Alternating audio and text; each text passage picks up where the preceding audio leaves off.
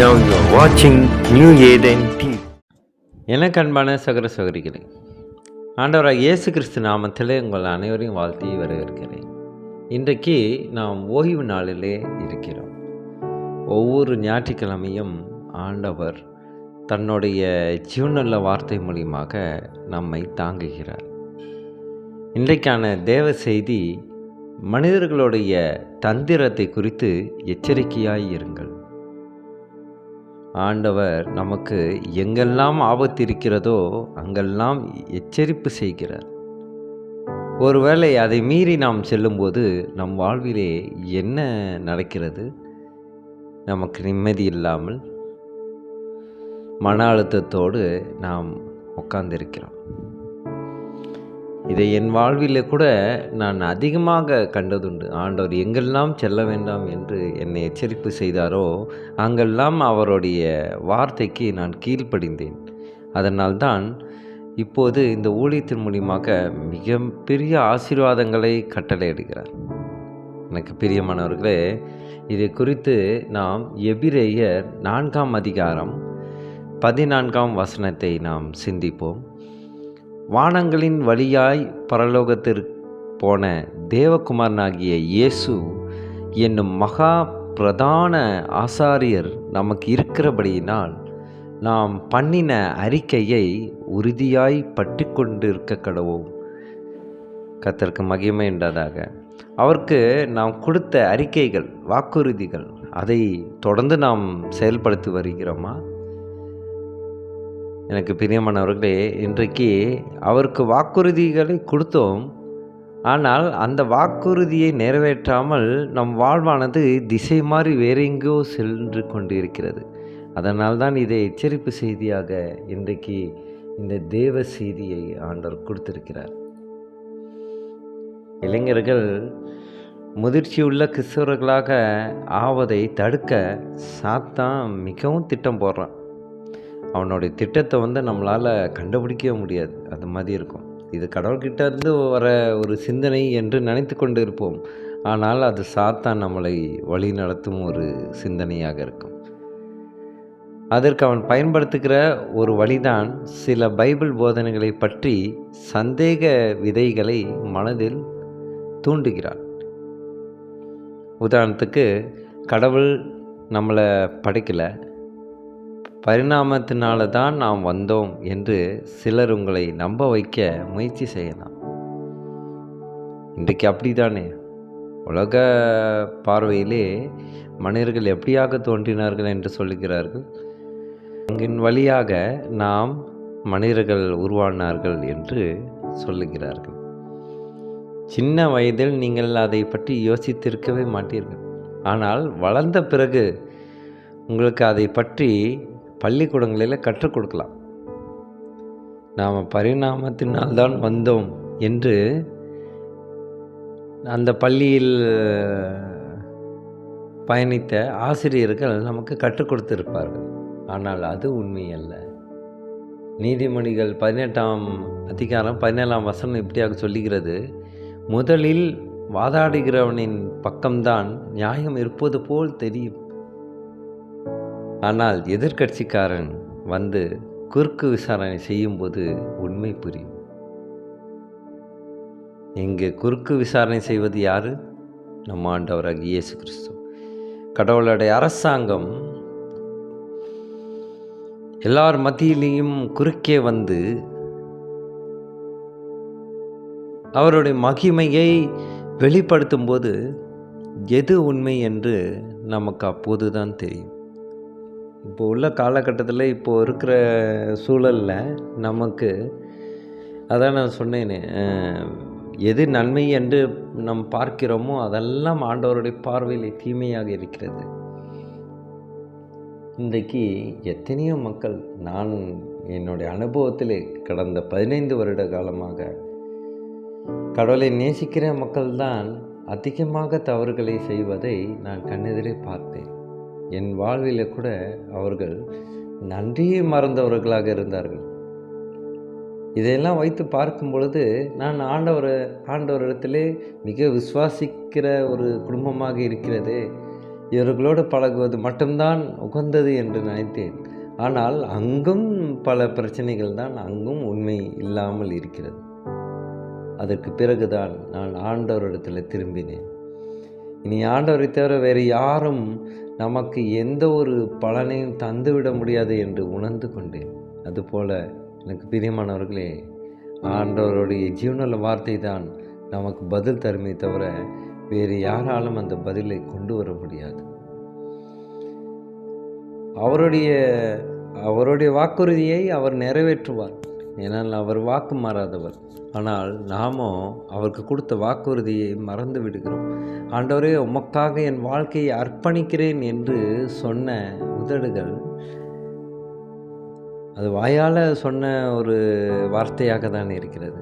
ஆனால் அது செயலிலே இருப்பதில்லை. எனக்கு பிரியமானவர்களே, இந்த புதிய ஏதேன் ஊழியத்தின் மூலியமாக ஒரு மிக பெரிய ஒரு அனுபவத்தை நான் உங்களோடு பகிர்ந்து கொள்ள ஆசைப்படுகிறேன். ஒரு இளைஞன் வேலை இல்லாத கஷ்டத்தினால தற்கொலை முயற்சிக்கு தன்னுடைய சிந்தனை போய் கொண்டிருந்ததை அந்த குடும்பத்தினர் எனக்கு அறிவித்தார்கள்.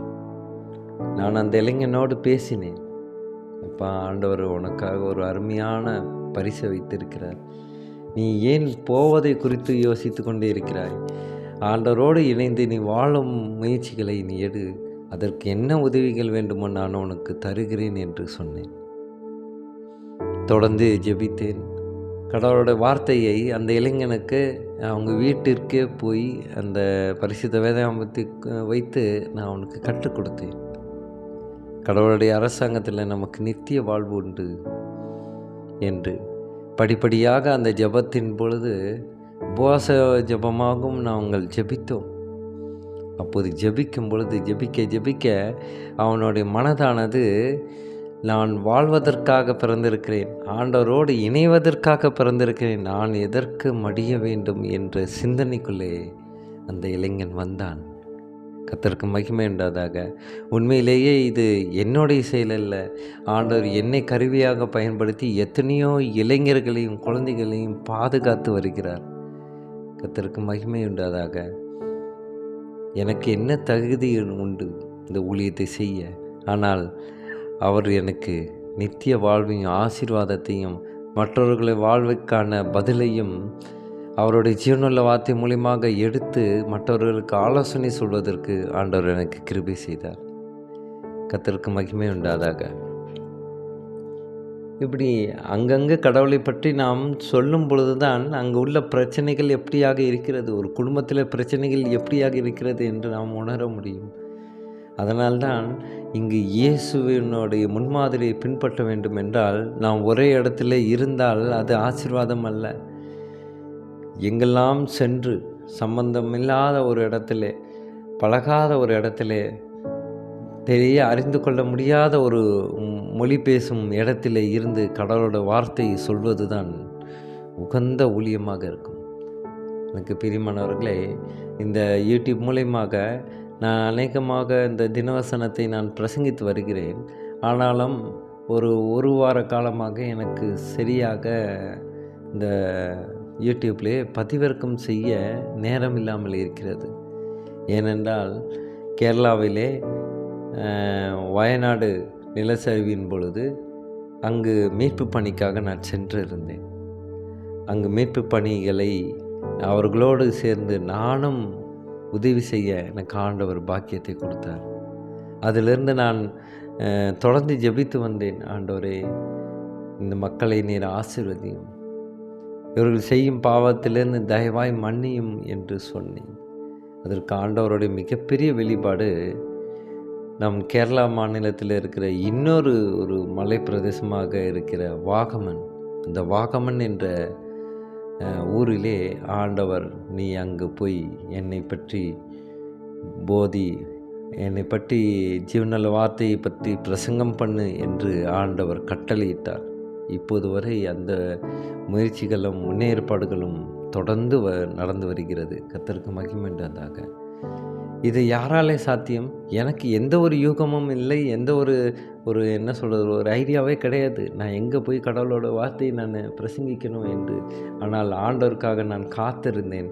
காத்திருந்ததற்கு ஏற்ற வேளையில் அவர் பதில் கொடுத்திருக்கிறார். எனக்கு பிரியமானவர்களே, உங்களுக்கும் ஆண்டவருடைய சித்தத்திற்காக நீங்கள் வாழும் பொழுது மற்ற எல்லா தேவையும் அவர் பூர்த்தி செய்கிறார். நாம் நம்மளுடைய தேவைகளுக்காக தொடர்ந்து அவர்கிட்ட ஜெபம் பண்ணணும் என்று அவசியமே இல்லை. அவருடைய சித்தத்துக்காக நாம் வாழும் பொழுது நமக்கு தேவை என்னவோ அதை அருளுகிறார். எனக்கு பிரியமானவர்களே, இப்படிப்பட்ட ஒரு பாக்கியத்தை நீங்களும் பெற்றுக்கொள்வதற்கு, இப்படிப்பட்ட சுதந்திரத்தை நீங்களும் பெறுவதற்கு நான் மன்றாடுகிறேன். எனக்கு பிரியமானவர்களே, எபிரேயர் 4:14 வானங்களின் வழியாய் பரலோகத்திற்கு போன தேவகுமாரனாகிய இயேசு என்னும் மகா பிரதான ஆசாரியர். பாருங்க, மகா பிரதான ஆசாரியர். இந்த உலகத்தில் வேற யாருக்கிட்டையும் நம்மளோட வாழ்க்கையை குறித்து கேட்டாலும் பதில் கிடைக்காதுங்க. நம்மளோட வாழ்க்கையை பற்றி நமக்கும் தெரியாது. ஆனால் நம் மகா பிரதான ஆசாரியருக்கே நம்மளுடைய வாழ்வை குறித்த நோக்கம் உண்டு. நாம் பண்ணின அறிக்கைகளை உறுதியாய் பிடித்து கொள்ள வேண்டும்.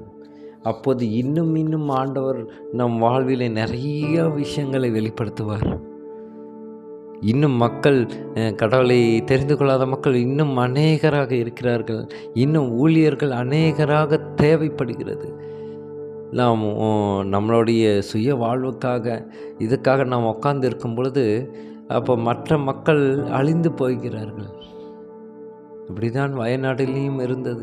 ஒருவேளை அங்கு அத்தனை மக்களையும் நாம் கடவுளோட வார்த்தை மூலியமாக பிரசங்கித்திருந்தால் கண்டிப்பாக அங்கு மக்கள் பாதுகாக்கப்பட்டிருப்பார்கள். இப்படிப்பட்ட ஒரு நிலச்சரிவு இன்னும் நம் தமிழ்நாட்டிலையும் வருவதற்கு அதிகமான வாய்ப்பு என்று விஞ்ஞானிகள் கூறுகிறார்கள். இதெல்லாம் குறித்து பார்க்கும்பொழுது இன்னும் தமிழ்நாட்டிலும் சரி, எந்த மாநிலமாக இருந்தாலும் சரி, அங்கு சென்று மற்றவர்களை காயப்படுத்தாமல் கடவுளோட வார்த்தையை பிரசங்கித்தால் அனைவரும் ஏற்றுக்கொண்டு அவர்களும் ஆபத்திலிருந்து தப்பித்து கொள்ள நம்மளே ஆண்டவர் கருவியாக பயன்படுத்துவார். இந்த ஓய்வு நாளிலே நாம் மிகவும் சிந்திக்க வேண்டிய விஷயம், நாம் ஆண்டவருக்காக நாம் என்ன செய்தோம்? அவர் நமக்காக இரத்தம் சிந்தினார், நமக்காக பாடுபட்டார். ஆனால் நாம் அவருக்காக என்ன செய்தோம் என்று நாம் விழித்திருந்து ஜெபிக்க வேண்டும். இங்கே ஆண்டவரிடத்தில் நாம் கேட்டாலே ஒழிய வேறு எங்கும் பதில் வராது. ஆண்டவரோட சித்தத்திற்காக நாம் ஒரு வேளை மற்றவர்களிடத்தில் ஆலோசனை கேட்டால் அங்கு பதில் கிடையாது. ஆண்டவரிடத்திலே நாம் பேசும்பொழுது ஆண்டவர் நம் பக்கமாக திரும்பி நம்மிடத்திலே பதில் கூறுவார். அவருடைய சித்தம் நம் வாழ்க்கையில் என்னவென்று அவர் கூறுவார். அதுதான் நிரந்தரமான ஒரு பதில். அதற்காக நாம் முயற்சி செய்தோமேயானால், அவருக்காக நாம் விசுவாசத்தை உறுதியாக பற்றி கொண்டு அவருடைய ஜீவனுள்ள வார்த்தையை மிகுதியாக விசுவாசித்து நம் வாழ்க்கையில் செயல்படுத்த வேண்டும் என்று ஆண்டவர் இந்த செய்தி மூலியமாக வெளிப்படுத்துகிறார். எனக்கு பிரியமானவர்களே, இன்னும் அநேக மக்கள் மனம் திரும்ப வேண்டும். கடவுளை தெரியாத மக்களுக்கு நாம் கடவுளை பற்றி போதிக்க வேண்டும். ஆனால் அவர்களை காயப்படுத்தாமல் போதிக்க வேண்டும். மற்றவர்களுடைய மத நம்பிக்கைகளை நாம் ஒரு நாளும் சீர்குலைக்கக்கூடாது என்பது தான் ஆண்டவருடைய சித்தம். ஆனால் இன்றைக்கு அநேக போதகர்கள் மற்ற மதங்களை இழிவாக பேசி நம் ஆண்டவராக இயேசு கிறிஸ்து தான் என்று பிரசங்கிக்கிறார்கள். அது தவறு, முற்றிலும் தவறு. மற்றவர்களுடைய உணர்வுக்கு நாம் மதிப்பு கொடுக்க வேண்டும். அப்படி மதிப்பு கொடுக்கும் பொழுது நம் பரலோக தகப்பன் மிகுதியாக சந்தோஷப்படுவார். என்னோட ஆரம்ப காலத்தில் கூட நான் ஊழியத்தை செய்யும்போது எனக்கு நிறைய எதிர்ப்புகள் வந்தது. ஏன்? என்னை பெட்ரோலை ஊற்றி கொளுத்துறதுக்கு வகை தேடினார்கள். அதுக்கப்புறமாக ஆண்டவர் எனக்கு வெளிப்பட்டு ஊழியத்திலே ஒரு திருத்தத்தை கொண்டு வந்தார். யாரோடைய மனதையும் காயப்படுத்தாமல் என்னுடைய ஜீவனல் வார்த்தை சொல்லு, அப்போ உனக்கு எந்த ஆபத்தும் கிடையாது. எனக்கு பிரியமானவர்களே, ஒருத்தர் செய்கிற தவறு நம் பரலோக தகப்பனை போய் பாதிக்கிறது. அதனால்தான் ஆண்டவர் இந்த ஊழியத்தை மிகவும் திருத்தமான முறையிலே எங்கெல்லாம் தவறு நடக்கிறதோ, எந்த ஊழியத்தில் எந்த சபையில் தவறு நடக்குகிறதோ அதையெல்லாம் தாண்டி அந்த தவறுகளெல்லாம் இல்லாமல் ஆண்டவருடைய முழு வெளிப்பாடை நாம் கொண்டு வர வேண்டும் என்று ஆண்டவர் ஆசைப்படுகிறார். எனக்கு பிரியமானவர்களே, எங்கே உண்மை இல்லையோ அங்கே நான் இல்லை என்று சொல்லுகிறார். அவருடைய சித்தத்திற்காக நாம் என்ன முயற்சி எடுக்கிறோம், எப்படி எடுக்கிறோம், யாரை கேட்டு எடுக்கிறோம், கடவுளுடைய கட்டளையின்படி அவருடைய பதிலின்படியே நாம் விசுவாசித்து நாம் முயற்சி எடுக்கிறோமா, இல்லை நம்மளுடைய சுய சிந்தனையிலே சுய தேவையினாலே ஒரு விஷயத்தை நாம் முயற்சி எடுக்கிறோமா? இதை ஆண்டவர் பார்க்கிறார். நாம் கடவுளுடைய ஊழியத்தை செய்ய வேண்டும் என்று மக்கள் பின்னை தொடர்ந்து போனால் அங்கு ஆண்டவருடைய வெளிப்பாடு கிடைக்காது. ஆண்டவருக்காகவே நான் அவருடைய பாதத்திலே காத்திருக்க வேண்டும். எனக்கு பிரியமானவர்களே, இதை குறித்து ஏசாயா 40:31 இப்படியாக சொல்லுகிறது: கர்த்தருக்கு காத்திருக்கிறவர்களோ புது பலன் அடைந்து. கர்த்தருக்கு காத்திருக்கிறவர்கள் அவர்கள்தான் புது பலன் அடைய முடியும். கர்த்தருக்காக காத்திருக்காமல் நம் சுய சிந்தனையிலே அவசரப்பட்டு ஒரு முடிவை ஒரு செயலை எடுக்கும்போது அது எப்போதும் நிலையாகாது. ஆண்டவருடைய பதில் இன்றைக்கு நம் வாழ்க்கையில் வருகிறதா? அதுதான் பதிலாக இருக்கும் நம் வாழ்க்கையில். நாம் ஏதேதோ முயற்சி செய்யலாம், அதில் தவறு இல்லை. ஆனால் அந்த முயற்சினாலே நமக்கு எந்த ஒரு பலனும் இல்லை. எங்கு எத்தனை லட்சக்கணக்கு சம்பாதித்தாலும் அவர்களுடைய வீட்டிலே கடன் பிரச்சனை இருக்க தான் செய்கிறது. நாம் ஒவ்வொரு நாளும் சிந்திக்கிறோம். சில சகோதரிமார்கள் தன் மகனை 2 டிகிரி படி, 3 டிகிரி படி, இங்கு 5 டிகிரி படித்தாலும் நம்மளுடைய தேவையை பூர்த்தி செய்ய முடியாது. இதை தான் ஆண்டவர் வெளிப்படுத்துகிறார். எனக்கு பிரியமானவர்களே, இப்படிப்பட்ட ஒரு வெளிப்பாடை ஆண்டவர் தருகிறார் என்றால் நாம் எச்சரிக்கையாக இருந்து உன்னதத்தை காத்து கொள்ள வேண்டும். அதே மாதிரி நாம் செய்த அறிக்கைகளின்படி உறுதியாக பற்றி கொண்டு நம் வாழ்க்கையில் செயல்படுத்த வேண்டும் என்று தான் ஆண்டவர் இந்த ஞாயிற்றுக்கிழமையான இந்த ஓய்வு நாளிலே தேவ செய்தியாக தந்திருக்கிறார். அதனாலே நாம் எச்சரிக்கையாக இருக்க வேண்டும் என்று ஆண்டவர் வெளிப்படுத்துகிறார். மனிதர்களுடைய தந்திரத்தை குறித்து எச்சரிக்கையாக இருங்கள். எந்த மனிதர்கள் எப்படிப்பட்டவர்கள் என்று யாருக்குமே தெரியாது, கடவுளுக்கு மட்டும்தான் தெரியும். அதனால் கடவுளிடத்தில் நாம் தஞ்சம் அடைந்தால் நாம் எப்படிப்பட்ட எச்சரிப்பாக ஆபத்தாக இருந்தாலும் அதிலிருந்து நாம் தப்பித்து கொள்ள முடியும். மனிதர்களோடையே இடைப்பட்டு நாம் ஒரு செயலை செய்யும்போது அது தவறா, ஆண்டவரின் பார்வையிலே சரியா என்று நம்மளால் உணர முடியாது. ஆனால் ஆண்டவர் பாதத்திலே அமர்ந்திருந்து அவருடைய ஜீவனுள்ள வார்த்தை 24 மணி நேரமும் அவருடைய ஜீவனுள்ள வார்த்தையை எவன் சுவாசிக்கிறானோ அவனுக்கு ஆண்டவர் முழுமையாக வெளிப்படுவார் என்று ஆண்டவர் வெளிப்படுத்துகிறார். எனக்கு பிரியமானவர்களே, இந்த ஓய்வு நாளிலே மட்டுமாக நம்மளை ஆசீர்வதித்தார். இன்னும் அடுத்த வாரமும் இன்னும் அடுத்த மாதங்களும் வருடங்களும் நம்மளை நிச்சயமாக ஆசீர்வதிப்பார், நம்மளை வழி நடத்துவார் என்று நாம் ஜெபிப்போமா? ஸ்தோத்திரம் கர்த்தாவே, துதிக்கிறோம் எங்கள் அன்பின் நேசரே. அப்பா, இந்த தேவ செய்தியில் நீ சொல்லப்பட்டது போல நாங்கள் மனிதர்களை குறித்த தந்திரங்களை குறித்தும் நாங்கள் எச்சரிக்கையாக இருக்க வேண்டும் என்று நீர் வெளிப்படுத்துகிறீர் ஆண்டவரே. உம்முடைய ஆலோசனைக்கு நாங்கள் என்ன கைமாறு செய்வோம் ஆண்டவரே. ஸ்தோத்திரம் கர்த்தாவே, துதிக்கிறப்பா. எங்கள் அன்பு சகோதர சகோதரிகளுக்காக நான் ஜெபிக்கின்றேன். அவர்கள் பண்ணின அறிக்கையை உறுதியாக பற்றிக்கொள்ள நீங்கள் கிருபை செய்யும் ஆண்டவரே. அப்பா, வானங்களின் வழியாக பலதற்கு போன நம் ஒரே குமாரனாகிய இயேசு என்னும் மகா பிரதான ஆசாரியர் சொல்லும் ஆலோசனைகளை நாங்கள் பிடிக்க வேண்டும், அதை நாங்கள் கடைபிடிக்க வேண்டும் என்று நீர் வெளிப்படும் ஆண்டவரே. எங்களுக்கு நல்ல ஞானத்தை தந்தருளி அப்பா, உம்முடைய சித்தத்தின்படி வாழ்வதற்கு, உம்முடைய சித்தத்தின்படி ஒரு செயலை செய்து அதில் வெற்றியாவதற்கு நீர் தேவ கிருபை செய்யும். எங்கள் அன்பு சகோதர சகோதரிகளுக்காகவும் அவர்கள் குடும்பத்தினர் உறவினர்களுக்காக நான் ஜெபிக்கின்ற கர்த்தாவே. அப்பா, முதியோர்களுக்காக அவர்களுடைய ஆரோக்கியத்துக்காக நான் ஜெபிக்கின்ற கர்த்தாவே. அப்பா, சபை போதகர்களுக்காக, சபையில் வரும் சபை மக்களுக்காக நான் ஜெபிக்கின்ற கர்த்தாவே. அவர்கள் உறுதியாய் உம்முடைய வார்த்தையை பிடித்து கொண்டு அவர்கள் சிந்தனையிலே மாறாமல் உமது சித்தத்தின்படி வாழ்வதற்கு தேவ கிருபை செய்யும் ஆண்டவர். சோத்தும் கத்தாவை துதிக்கிறோம். இயேசு மூலியமா ஜெபிக்கின்றோம் நல்ல பிதாவே. ஆமேன், ஆமேன்.